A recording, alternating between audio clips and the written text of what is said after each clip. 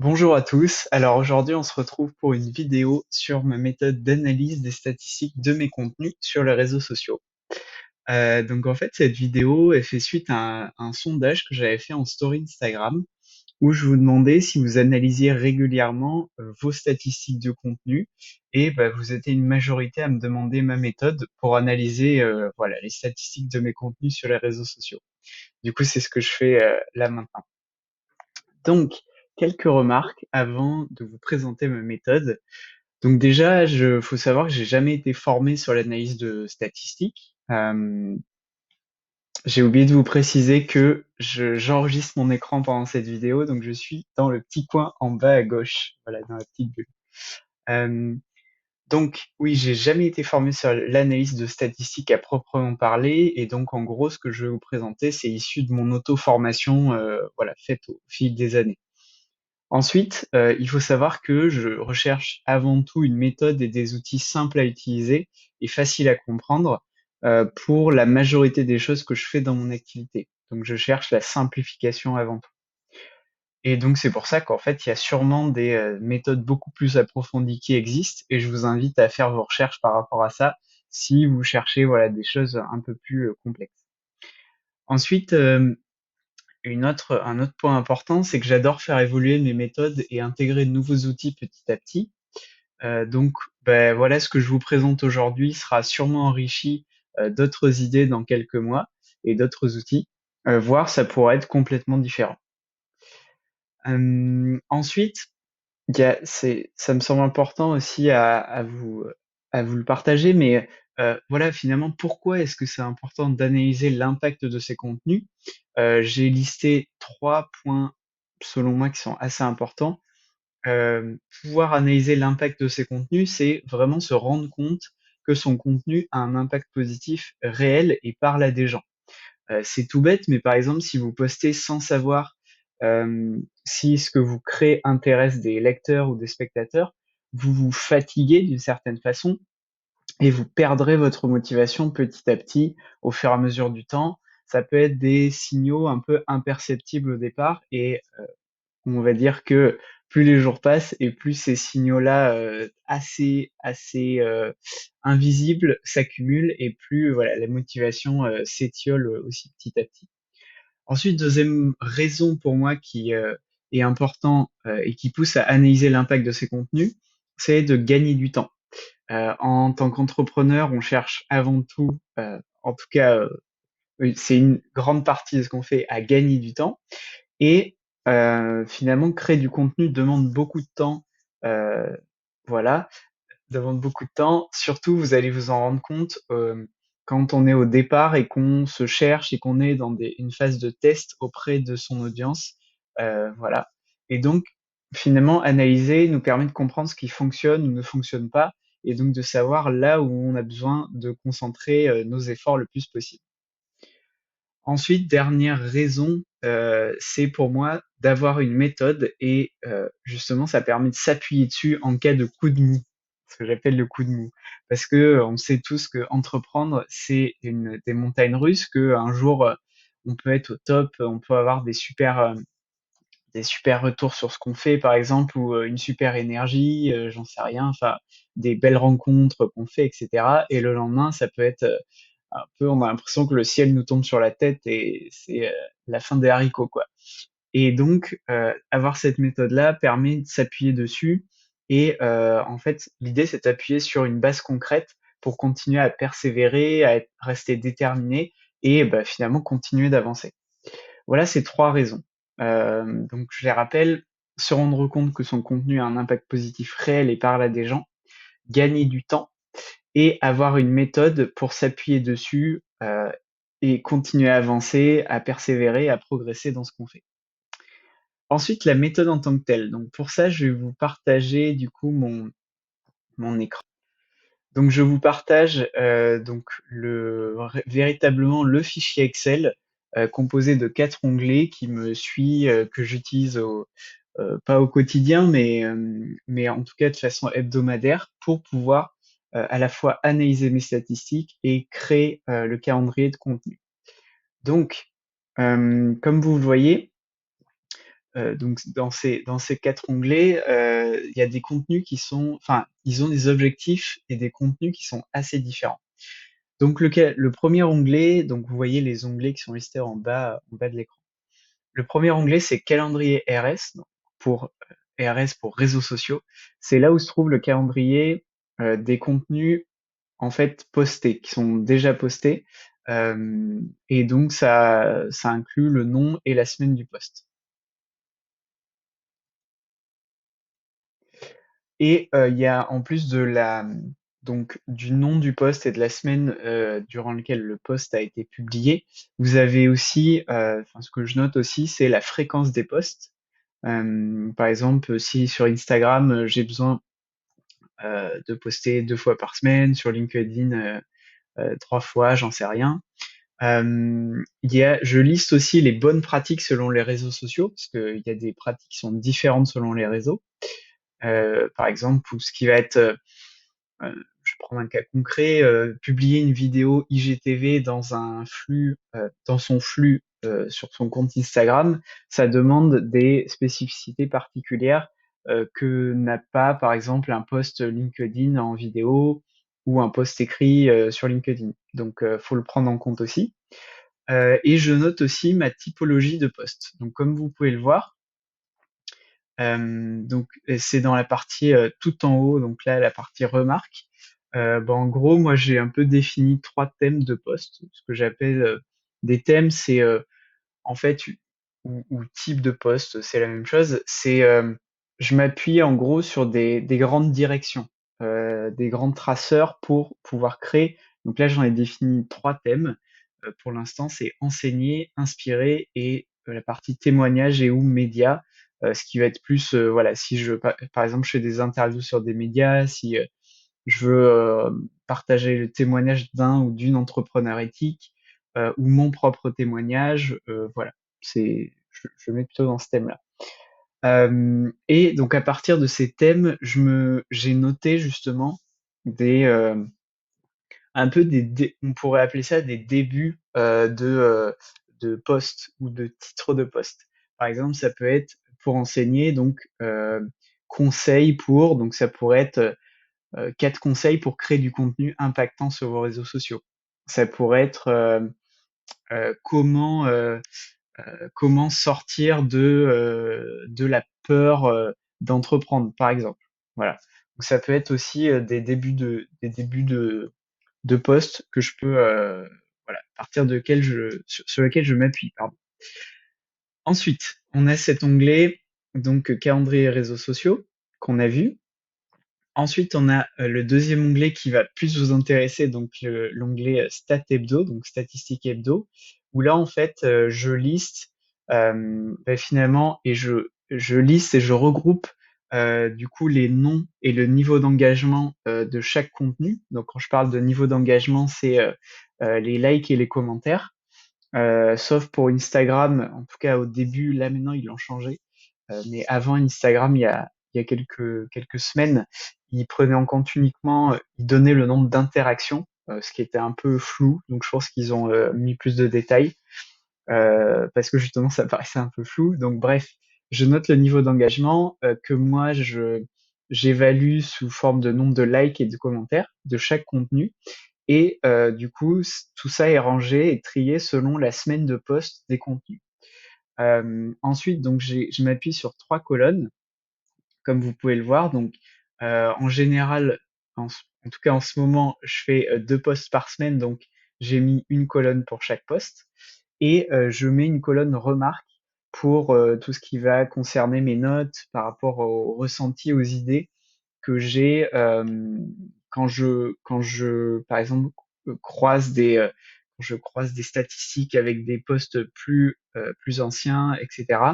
Ou euh, voilà. Enfin, et tout ça, en fait, l'objectif, c'est d'améliorer les postes suivants que je vais faire. Je mets aussi, et je trouve ça assez important, le lien vers chaque post que j'ai déjà fait pour pouvoir le retrouver facilement sur le réseau sur lequel il a été publié. Parce que parfois, on peut avoir fait une analyse, je sais pas, là, je tourne la vidéo en octobre 2020. je peux avoir fait l'analyse d'un post en juin 2020 et ne plus me rappeler ce que j'avais écrit. Voilà, donc comme ça, je mets le lien direct du post, je le copie-colle dans ma barre de recherche sur le navigateur, j'y vais et je vois directement ce dont il s'agit. Euh, donc voilà pour cet onglet statistiques hebdo. Euh, voilà. Ensuite, j'ai un troisième onglet qui concerne plus tout ce qui va être les idées et les inspirations, les intuitions que je note. Et en fait, ça peut être tout ce que je glane par-ci par-là, tout ce que je travaille, euh, tout ce que je, comment dire, tout ce qui m'inspire en fait, ce qui peut inspirer au quotidien, et ça peut être dans ma vie personnelle, professionnelle. Et donc, soit je laisse, pardon, ces idées de façon brute. Donc, ça peut être, voilà, je le rédige en une phrase, ou alors je le travaille beaucoup plus. Comme là, par exemple, vous voyez que le contenu de Simon Sinek sur le jeu fini et infini, je l'ai beaucoup plus travaillé, je l'ai listé en même temps que je l'ai écouté, pour pouvoir m'en rappeler beaucoup plus et éviter de revenir sur la vidéo et de revoir toute la vidéo parce qu'elle est assez longue, à partir de laquelle j'ai trouvé ces idées. Mais par exemple, ça peut être, voilà l'idée que j'avais notée, le principe du yin et du yang dans la philosophie taoïste. Peut-il s'adapter à une entreprise? Ça, voilà, c'est une idée un peu générale que j'ai pas du tout travaillée. Donc voilà, vous voyez il y a plusieurs niveaux, on va dire, de notes, des très brutes et des plus travaillées. Et par contre, petite remarque sur cet onglet inspiration, je l'utilise de moins en moins, car j'utilise maintenant un carnet papier qui me suit partout et sur lequel je fais une distinction entre mes idées de post, mes idées de vidéo, mes idées d'accompagnement, etc. Donc c'est un peu plus, c'est un peu différent. Mais ça veut pas dire que je reviens pas dessus de temps en temps. Et ensuite, oui, donc, je voulais finir avec cet onglet pour vous dire en gros pourquoi je l'ai créé, cet onglet-là d'inspiration. C'est qu'en fait, ça stimule beaucoup ma créativité et ça la concrétise parce que finalement, c'est un endroit unique où je note mes intuitions et mes apprentissages. Et ça, c'est quelque chose de super important parce que ça agit en fait comme un support qui est super utile quand voilà, j'ai une absence d'inspiration au moment de créer, ce qui soit vous est arrivé ou ce qui va vous arriver, vous allez voir quand vous allez commencer à créer. Ensuite, donc dernier onglet, les inspirateurs. Et donc là, ça va plutôt être voilà, des gens, des personnes inspirantes dont j'apprécie les contenus. euh, et je peux revenir sur cette liste dans les moments où c'est un peu plus compliqué pour moi, où je sens que je patauge un peu, je stagne un peu, voilà. Je trouve pas forcément de réponse aux questions que je me pose, ce genre de choses. Euh, donc voilà, ça peut être revenir sur cette liste dans ces moments-là, ou bien quand j'ai besoin d'une certaine inspiration. Je pense notamment à David Laroche pour le côté motivation, surtout ouais, motivation, lancer des choses, etc. Ou le côté prendre soin de soi, le côté santé, plus du côté de Michel Odoul, par exemple. Voilà. Donc, euh, Donc, les onglets que j'utilise le plus, c'est l'onglet calendrier et réseaux sociaux, qu'on a vu ici, calendrier RS au début, et statistiques hebdo. Et donc, on va s'arrêter à cet onglet statistiques hebdo qui va nous intéresser le plus pour cette vidéo, puisque je vais vous partager comment j'analyse mes statistiques finalement. Donc, la première chose, c'est que je regarde les posts qui ont eu le plus d'engagement. Et je me demande à ce moment-là, est-ce qu'ils ont des points communs? Est-ce qu'ils ont par exemple un format, que ce soit un format vidéo, un format carrousel avec en format présentation un peu PowerPoint qui est devenu maintenant assez populaire sur LinkedIn. Est-ce que c'est un format plutôt d'un texte écrit? Est-ce que c'est une citation inspirante, etc. Et est-ce qu'ils ont une structure aussi de contenu qui est similaire, par exemple? Donc, bon, la rédaction d'un post, ça pourra faire l'objet je vais pas revenir sur comment je rédige des posts parce que ça pourra faire l'objet d'une vidéo en soi. Mais si ça vous intéresse, n'hésitez pas à me le dire en commentaire de la vidéo et je regarderai pour faire une vidéo justement vous expliquant la rédaction d'un post. Et donc voilà, je me pose cette question est-ce qu'il existe des points communs entre ces différents contenus publiés? Est-ce qu'il y a des sujets principaux qui ressortent de ces contenus? Par exemple, est-ce que c'est un post, une vidéo sur le sujet de la liberté, sur l'isolement quand on entreprend? Est-ce que voilà, est-ce qu'il y a des thèmes, des idées, des sujets qui ressortent de ces posts? Et donc à partir de cette analyse-là, moi ce que je vais faire ensuite, c'est que je vais lister les sujets principaux qui ressortent, s'il y en a. Donc ensuite à vous de voir en fonction de votre entreprise, bah voilà, est-ce que vous parlez plutôt est-ce qu'il y a des sujets qui ressortent, des formats, des structures de contenu, etc. qui fonctionnent, hein. Faut toujours, moi je vous encourage beaucoup à en fait regarder les choses qui ont le plus d'engagement, qui fonctionnent le mieux, plutôt que d'essayer de comparer ce qui fonctionne mieux, ce qui fonctionne moins bien. Enfin, parce qu'après vous allez galérer à vous faire des nœuds dans le cerveau, quoi. C'est pas forcément l'idée. Donc, je liste mes sujets principaux qui ressortent. Je vais piocher dans mes idées, donc dans l'onglet Inspiration ou dans mon carnet notes que je vous ai présenté tout à l'heure. Ensuite, j'écris les sujets des contenus de la semaine dans mon calendrier. Donc, dans l'onglet calendrier RS, calendrier réseaux sociaux qu'on a vu tout à l'heure, où bah, finalement je précise le format et où le type de post. Donc, où, vous vous rappelez, je vais revenir sur le calendrier réseaux sociaux. Donc par exemple, pour revenir sur cette vidéo d'analyse de mes contenus sur les réseaux sociaux, voilà, j'ai mis le titre, j'ai mis donc quel jour ce sera publié, j'ai mis le titre et j'ai mis le thème à quoi ça va correspondre, donc par rapport au thème que j'ai listé ici. Voilà, donc j'ai pas mis forcément le format parce que je savais que j'allais faire une vidéo dessus. Voilà, mais c'est à vous de voir, à vous de, bah, d'évaluer est-ce que c'est important pour vous de mettre le format ou pas.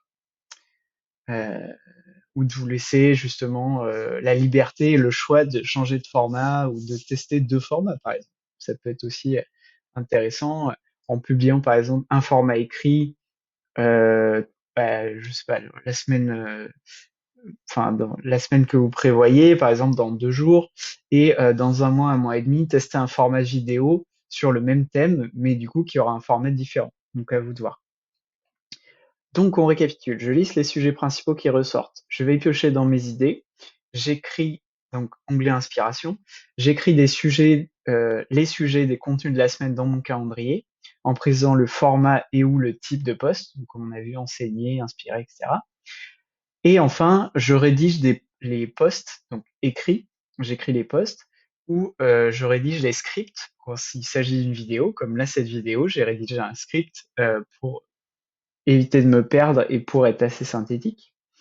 Et que ce soit la rédaction d'un post écrit ou la rédaction d'un script pour une vidéo, je le fais en général un jour avant la publication.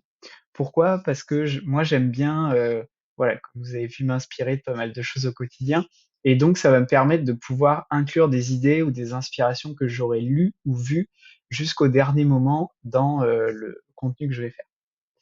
Voilà un peu ces 4 étapes. Enfin, on a vu, si je récapitule ma façon d'analyser mes stats, donc je regarde les posts qui ont le plus d'engagement en me demandant est-ce qu'ils ont des points communs, que ce soit un format, une structure de contenu, est-ce que des sujets principaux ressortent de ces posts, donc par exemple ça va être le sujet de la liberté ou de l'isolement par rapport aux entrepreneurs à qui je m'adresse notamment. Et donc à partir de ça, de cette première étape d'observation des postes avec le plus d'engagement, je liste les sujets principaux qui ressortent, je vais piocher dans mes idées, j'écris des sujets de contenu de la semaine dans mon calendrier, en précisant le format ou le type de poste. Je rédige des posts écrits ou des scripts vidéo, en général un jour avant la publication du contenu. Voilà. Donc voilà, j'espère que cette vidéo vous aura plu et qu'elle vous aura permis de piocher des idées et de l'inspiration pour votre propre méthode d'analyse statistique de vos contenus. Donc n'hésitez pas à liker, à commenter la vidéo et pour me dire, voilà, si ça a été le cas, si vous avez apprécié ce que je vous ai partagé. N'hésitez pas aussi à partager cette vidéo à vos amis entrepreneurs éthiques qui recherchent une méthode pour analyser l'impact de leur contenu ou alors qui cherchent à affiner une méthode qu'ils ont déjà mise en place pour, par exemple, la simplifier et pour, bah, du coup, continuer à gagner du temps et à poster du contenu de qualité pour les gens à qui ils s'adressent. Voilà, prenez soin de vous et puis je vous dis à très vite pour une prochaine vidéo. Salut!